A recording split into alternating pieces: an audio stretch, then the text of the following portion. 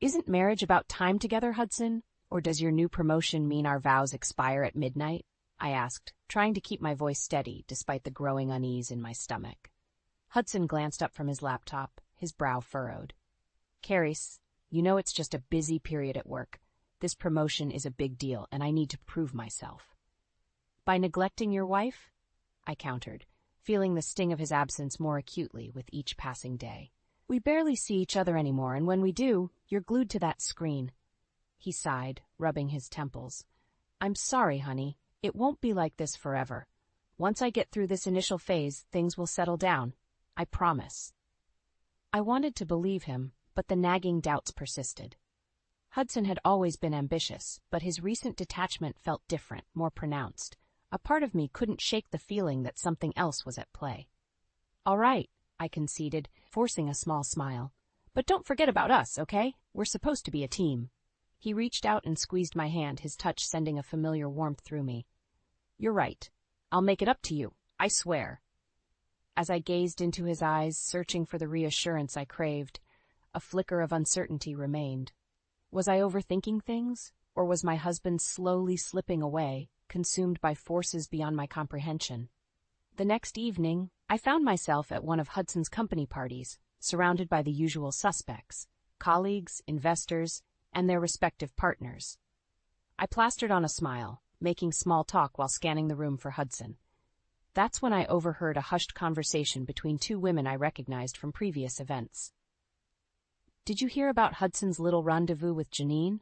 Apparently, they've been getting cozy lately. My heart skipped a beat as the implications sank in. Janine was one of Hudson's direct reports, a young, ambitious woman always eager to please. You're kidding, the other woman gasped. But what about his wife? The first woman shrugged. I guess the thrill of the promotion was too much to resist. My world tilted on its axis as their words burrowed deep, fueling a suspicion I had desperately tried to ignore. Was Hudson really capable of such betrayal? In that moment, I knew I couldn't blindly trust his reassurances any longer. If there was truth to the rumors, I needed to uncover it, no matter how painful the revelations might be. After the party, I found myself unable to shake the uneasy feeling that had taken root. The rumor about Hudson's potential infidelity gnawed at me, breeding doubts that threatened to consume my every waking thought. I needed answers, but confronting Hudson directly could backfire spectacularly if my fears proved unfounded. No, I needed a more discreet approach, someone on the inside who could shed light on the situation without arousing suspicion. That's when I remembered Olivia, an old friend from college who had landed a job at the same tech firm a few years back. We hadn't spoken much lately, our lives having drifted apart, but perhaps she could provide the insight I so desperately craved. I sent her a casual text, suggesting we catch up over coffee, and to my relief, she eagerly agreed. A few days later, we found ourselves seated at a cozy cafe reminiscing about old times. It's been too long, Olivia remarked, sipping her latte. How have you been? How's Hudson? I forced a smile, steeling myself for the conversation ahead. That's actually what I wanted to talk to you about. I've been concerned lately. Olivia's brow furrowed. What do you mean? Taking a deep breath, I recounted the rumors I'd overheard at the party, my voice wavering ever so slightly. There were whispers about Hudson being involved with someone named Janine.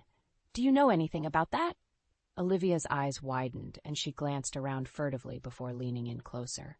Carys, I'm so sorry, but those rumors, they might have some truth to them. My heart sank as her words washed over me, confirming my worst fears. What do you know?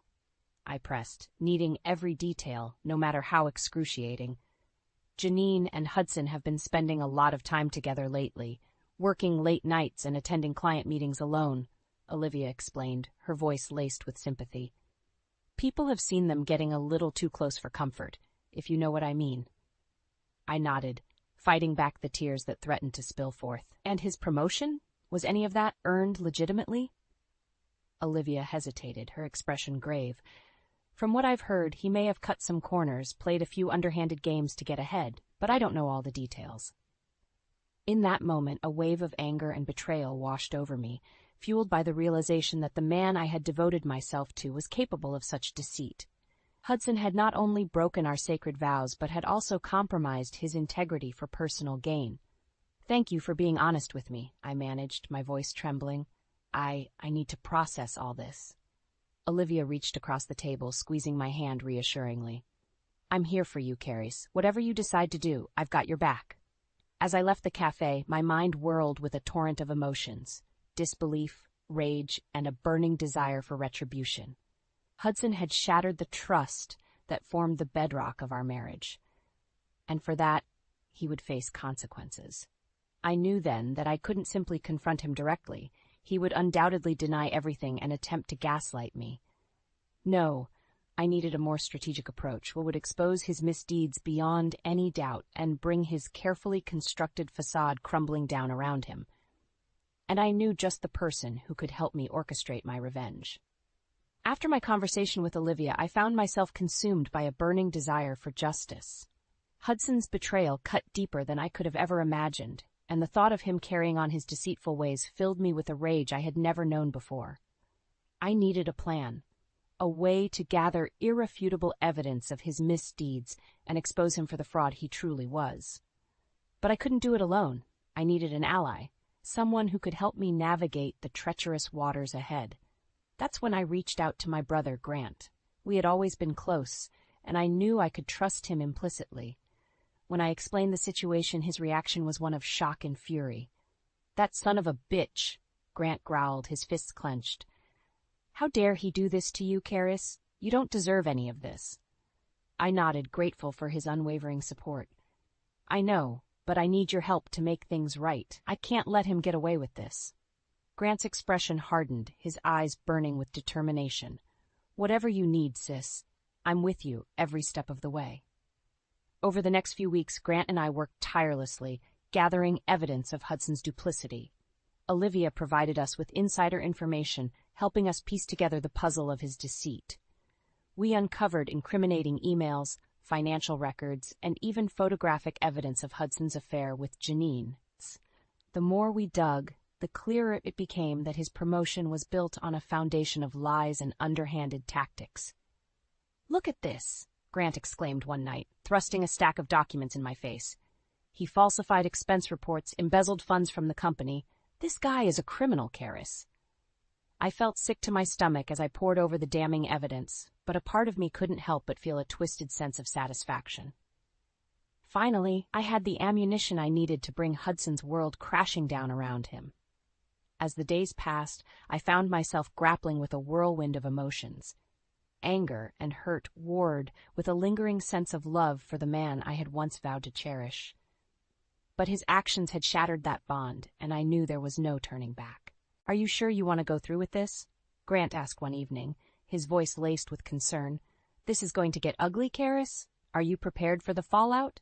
I took a deep breath, steeling my resolve. He made his choices, Grant, and now it's time for him to face the consequences. The plan was set in motion, and there was no turning back. Hudson had sown the seeds of his own destruction, and I was determined to reap the bitter harvest.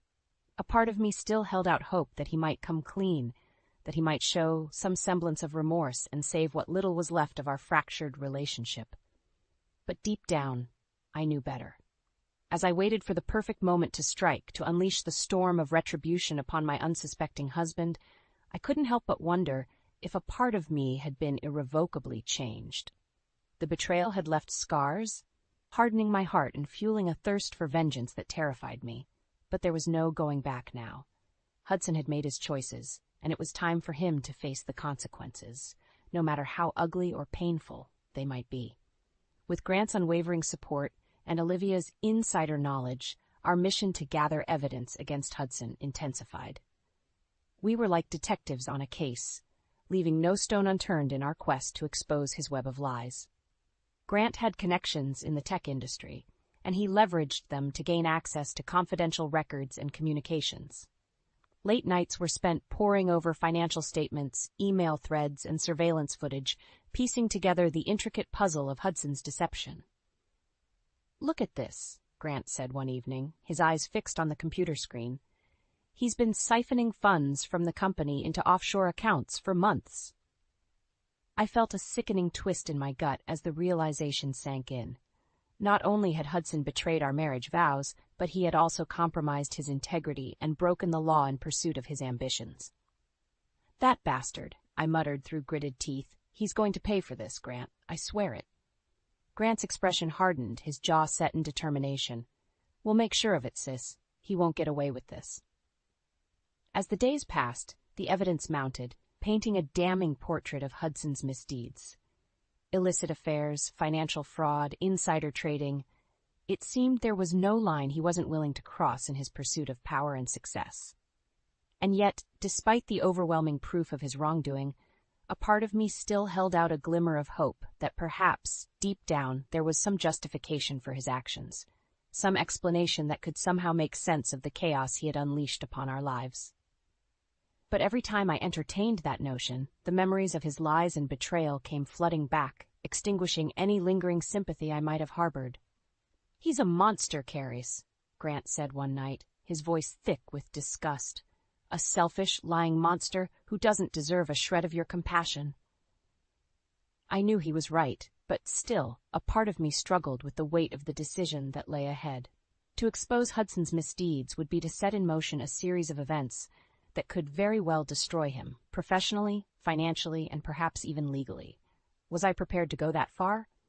To unleash a storm of retribution that could potentially consume not only him, but also those caught in its wake?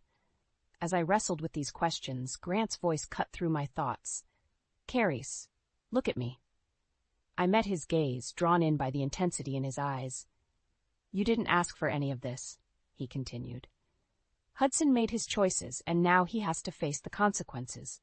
Don't let your compassion blind you to the reality of what he's done." His words struck a chord deep within me, resonating with a truth I had been grappling with for too long. Hudson had brought this upon himself, and it was time for me to stop making excuses for his inexcusable actions. With renewed determination I nodded, steeling my resolve. "You're right, Grant. It's time to end this, once and for all." The planning continued, each piece of evidence meticulously catalogued and organized, building an ironclad case against the man I'd once loved. As the final pieces fell into place, I couldn't help but feel a sense of bittersweet satisfaction. Hudson had chosen his path, and now it was time for me to choose mine, a path that would lead to the reckoning he so richly deserved.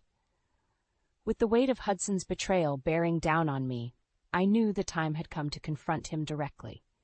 I had to give him one last chance to come clean, to acknowledge the depth of his deceit, and perhaps salvage what little remained of our shattered relationship. Grant was adamant that I should proceed with caution, fearing Hudson's potential for volatility when backed into a corner. But I was resolute in my decision. I needed to look into his eyes and see if there was even a flicker of remorse, a glimmer of the man I had once loved. I arranged for us to meet at a quiet cafe, a neutral ground where we could have a candid discussion away from prying eyes. As I sat waiting, my heart pounded in my chest, a maelstrom of emotions swirling within me. When Hudson finally arrived, his expression was one of confusion and mild annoyance. "What's this all about, Carys?" he asked, sliding into the booth across from me. Taking a deep breath, I steeled myself for the confrontation ahead. "Hudson, we need to talk about what's been going on." He tensed, his body language defensive. "What do you mean?" I reached into my bag and pulled out a thick folder filled with the damning evidence we had gathered, emails, financial records, even photographs. "I know about the affairs, Hudson. I know about the fraud and the embezzlement." His eyes widened as he took in the stack of incriminating documents before him. For a moment he seemed caught off guard, but then his expression hardened, and a cruel smirk tugged at the corners of his mouth. "So, you've been doing a little digging, have you?" he sneered, his tone dripping with contempt. "Bravo, Carys. Bravo." I felt my blood boil at his dismissive attitude, but I forced myself to remain calm. "This is your chance to come clean, Hudson, to tell the truth, and maybe, just maybe, salvage what's left of our marriage." He let out a harsh laugh, his eyes cold and utterly devoid of remorse. "Come clean? Why the hell would I do that? I've worked too hard, sacrificed too much to let a little thing like you ruin everything I've built." His words cut like a knife, laying bare the depths of his selfishness and depravity. In that moment, I realized that the man I had loved was gone, consumed by his own twisted ambition and greed. "You're a monster," I spat, my voice trembling with barely contained rage. "A lying, cheating monster who doesn't deserve a shred of loyalty or love." Hudson leaned back in his seat, a smug grin plastered across his face. "Call me what you want, Carys, but at the end of the day, I'm the one who's going to come out on top. You think your little stunt here is going to stop me? Think again." As he rose to leave, he fixed me with a cold, calculating stare. "You had your chance to play nice, but you blew it. Now you're going to find out just how far I'm willing to go to protect what's mine." With those chilling words, he turned and strode out of the cafe, leaving me shaken to my core. In that moment, I knew that any lingering hope of reconciliation was gone, replaced by a burning desire to see Hudson pay for his crimes. The gloves were off and the battle lines had been drawn. Hudson had made his choice, and now it was time for me to make mine. A choice that would either see me emerge victorious or be consumed by the fires of his wrath. As I sat there, clutching the damning evidence in my trembling hands, I realized that there was no turning back. The path ahead would be fraught with pain and retribution, but it was a journey I was prepared to undertake, no matter the cost. Hudson's downfall was inevitable, and I would be the one to orchestrate his demise, even if it meant sacrificing a part of my own soul in the process. After Hudson's defiant reaction and veiled threats, I knew there was no turning back. The time for diplomacy had passed, and the only path forward was to bring his misdeeds into the harsh light of day, exposing his carefully cultivated facade for the world to see. Grant and I meticulously planned our next move, scrutinizing every detail and anticipating every potential obstacle. We couldn't afford any missteps. This was our one chance to strike a decisive blow and ensure Hudson's downfall. The opportunity presented itself in the form of a major company event, a lavish gala attended by executives, investors, and industry bigwigs. It was the perfect stage for our grand unveiling, and we were determined to make it a spectacle Hudson would never forget. As the evening unfolded, I watched him work the room, charming and schmoozing his way through the crowd with practiced ease. It made my stomach churn to see him so effortlessly maintain his charade, all while the weight of his deceit threatened to crush him. When the time came for the speeches and presentations, I caught Grant's eye from across the room. He gave me a subtle nod, and I knew it was now or never. With my heart pounding in my chest, I made my way to the podium, clutching the folder containing the damning evidence against Hudson. The room fell silent as I took the stage, all eyes fixed upon me. "Good evening, everyone," I began, my voice surprisingly steady despite the adrenaline coursing through my veins. "I'm sure many of you are wondering why I've interrupted this gala, but I assure you it's for a matter of grave importance." Hudson's face had drained of color, his eyes wide with a mixture of disbelief and fear. I fixed him with a steely gaze, determined to hold his attention as I methodically laid out the details of his misdeeds. "For years, my husband Hudson has been engaged in a pattern of deceit and corruption," I declared, pulling out the first piece of evidence, a printout of an incriminating email exchange. He has been carrying on multiple affairs, including one with his direct report, Janine. Gasps and murmurs rippled through the crowd as I continued, each revelation more damning than the last. Financial fraud, embezzlement, insider trading, no stone was left unturned as I methodically dismantled Hudson's carefully constructed facade. Throughout it all, Hudson remained frozen in place, his face contorted in a mask of rage and disbelief. When I finally fell silent, the room was engulfed in a deafening silence, punctuated only by the occasional gasp or whispered exclamation. Then Hudson found his voice. "You lying bitch," he snarled, his composure crumbling. "You think you can just waltz in here and ruin everything I've built? You're delusional." But his protestations fell on deaf ears as I produced the final piece of evidence, a damning video recording that captured his misdeeds in vivid detail. As the footage played out on the massive screens flanking the stage, Hudson's face drained of color, and he sank back into his chair, utterly defeated. In that moment, I knew I had won. Hudson's carefully constructed empire had come crashing down around him, his lies and betrayals laid bare for all to see. As security escorted him from the premises, his eyes met mine one final time, and I saw a flicker of something I hadn't expected: regret. But it was too little, too late. The damage had been done, and there was no turning back. In the aftermath of the explosive revelation, the fallout was swift and severe. Hudson was promptly fired, and legal proceedings were soon underway, threatening to strip him of everything he had so ruthlessly acquired. As for me, I felt a strange sense of catharsis, tempered by a lingering sadness for the man I had once loved.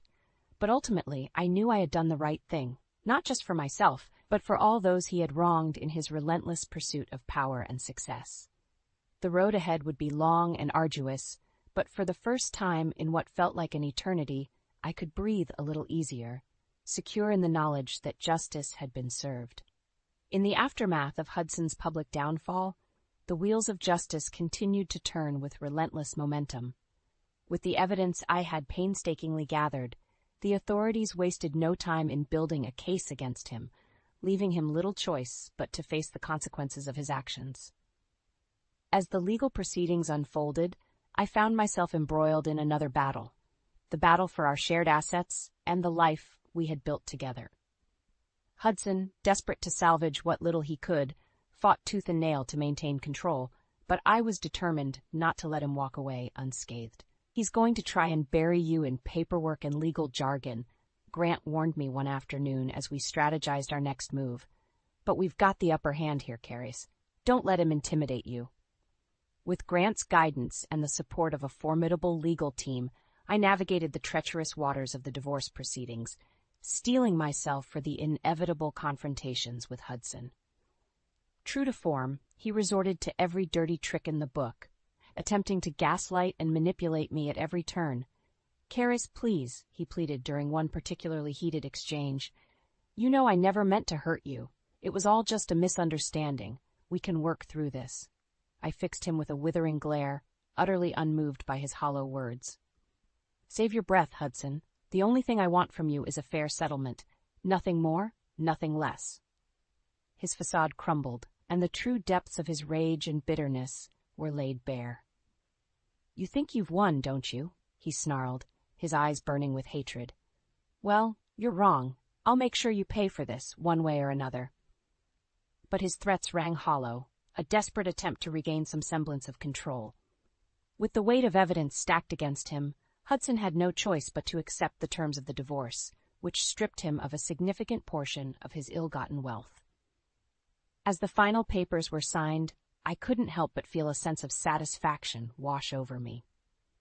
Hudson had been brought to his knees, his once towering ambitions reduced to rubble by his own hubris and deceit.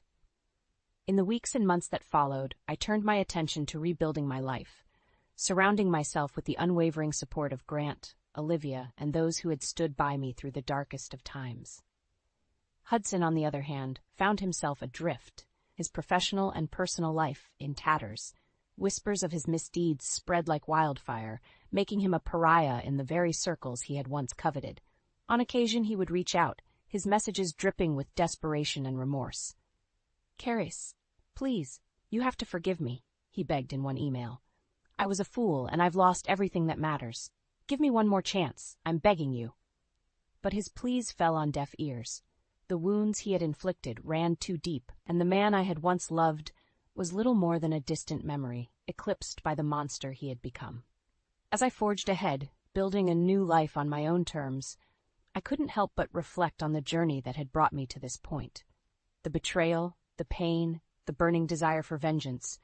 It had all been a crucible, forging me into a stronger, more resilient version of myself.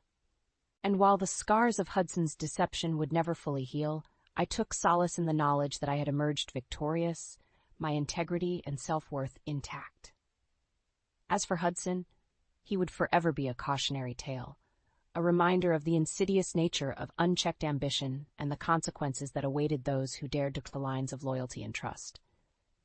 In the end, the sweet taste of retribution was tempered by a lingering bitterness, but I knew that I had done what was necessary to reclaim my life and my dignity, and for that I had no regrets. With divorce finalized and Hudson's machinations laid bare, I found myself at a crossroads. The life I had once known was gone, replaced by the harsh realities of his betrayal and the aftermath of my quest for vengeance. But even in the midst of the turmoil, a part of me refused to be defined by Hudson's actions. I was determined to forge a new path, one that would allow me to not only heal, but also to help others who found themselves in similar situations. That's when the opportunity to work with a local nonprofit organization focused on empowering women presented itself. It was a chance to take my own experiences and channel them into something positive, a way to ensure that no one would have to endure the pain and heartbreak I had faced alone. "This is perfect for you, Carice," Grant enthused when I shared the news. "You've been through hell, but now you can use that to help others find their strength." With his unwavering support and the encouragement of my close friends, I dove headfirst into the work, pouring my heart and soul into advocating for those who had been wronged, betrayed, and cast aside. It wasn't easy, of course. There were days when the memories of Hudson's deceit would come flooding back, threatening to overwhelm me with a tidal wave of anger and sadness. But each time I felt myself slipping, I found strength in the stories of the women I worked with, their resilience, their determination to rise above the ashes of their own shattered dreams. Through it all, I couldn't help but wonder about Hudson's own journey. Where had his fall from grace taken him? Was he still clinging to the delusions of grandeur that had fueled his downward spiral, or had the weight of his actions finally broken through his arrogance? The answers came in sporadic bursts, whispers, and rumors that filtered through the grapevine. He had been forced to downsize, selling off his lavish possessions and moving into a modest apartment. Job prospects were scarce, his reputation forever tarnished by the scandal he had brought upon himself.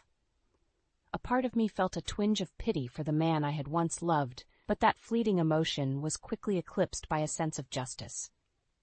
Hudson was finally reaping the consequences he had sown, a bitter harvest of his own making. As for me, I found solace in the knowledge that I had emerged from the darkness stronger, more resilient, and with a renewed sense of purpose.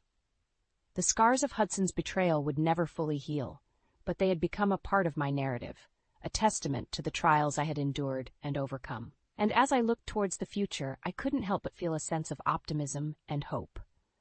The road ahead would undoubtedly be paved with challenges, but I knew that I had the strength and the support system to navigate them, one step at a time.